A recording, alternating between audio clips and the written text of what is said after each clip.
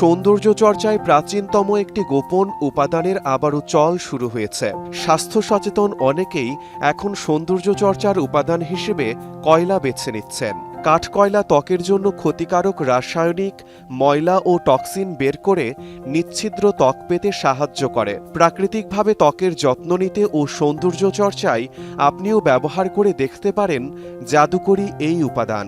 আসুন জেনে নেই ত্বকের যত্নে ও সৌন্দর্য চর্চায় কাঠকয়লা কিভাবে কাজ করে। ত্বক পরিষ্কার করে। প্রতিদিনের দূষণ, ময়লা, স্কিন অয়েল ত্বকে আটকে ত্বক নির্জীব করে দেয়। কাঠকয়লা অতিরিক্ত তেল, দূষিত পদার্থ ত্বক থেকে বের করে ত্বক পরিষ্কার করে তোলে। এজন্য 2 চা চামচ কাঠকয়লা 2 চা চামচ বিশুদ্ধ পানিতে মিশিয়ে মাস্ক তৈরি করে মুখ ধুয়ে এই মিশ্রণটি ডিপ ক্লিনজার হিসেবে ব্যবহার করতে পারেন। 10 মিনিট পর হালকা গরম পানি দিয়ে ধুয়ে ফেলে ময়শ্চারাইজ ব্যবহার করতে হবে।